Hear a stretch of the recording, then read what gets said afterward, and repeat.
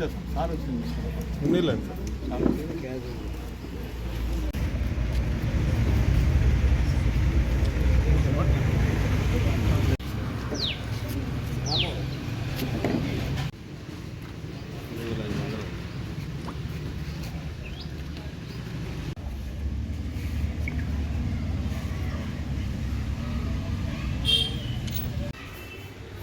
ఎవరో కామెంట్ చేస్తాం బాగున్నాయి చెవులని కార్ కూడా ఉంది సార్ సార్ आता है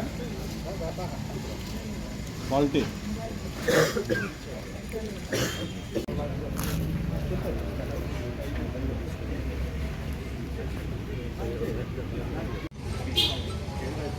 బాబు నీ టిప్పర్కి ఏమన్నా అది జిల్లాని వచ్చిన ఎలక్ట్రీషియన్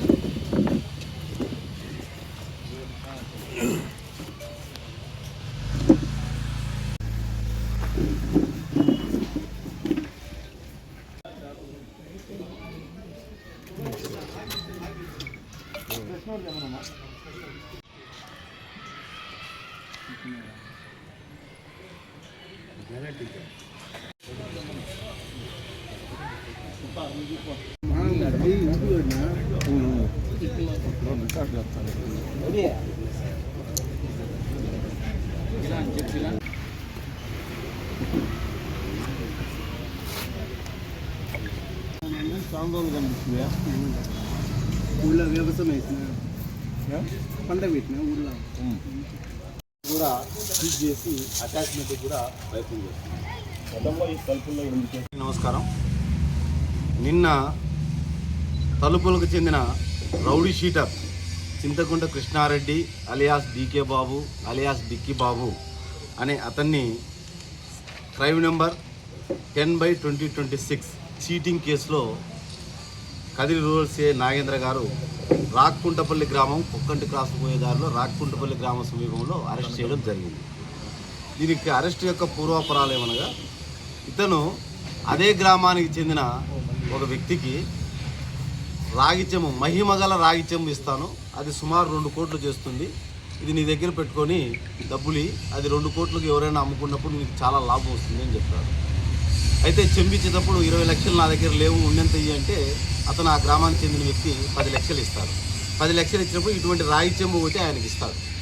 అయితే కొద్ది రోజుల తర్వాత ఆ అతనికి దీనివల్ల ఏం ఉపయోగం లేదని తెలుసుకొని, అయ్యా నువ్వు ఇచ్చిన చెంబు ఏం ఉపయోగం లేదు, నీ చెంబు తీసుకొని నా డబ్బులు నాకు ఇయ్యి అంటాడు.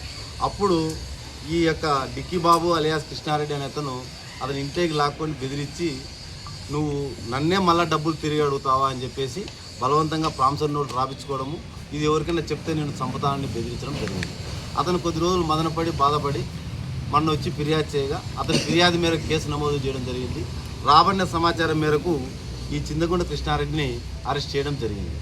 ఈ సందర్భంగా ఇతని మీద చింతకుంట కృష్ణారెడ్డి మీద తలుపుల పోలీస్ స్టేషన్లో దాదాపు 8 కేసులు ఉన్నాయి, ఇది 9వ కేసు. ఆ 8 కేసులలో కూడా ఒక కేసులో ఇతనికి శిక్ష విధించబడడం జరిగింది.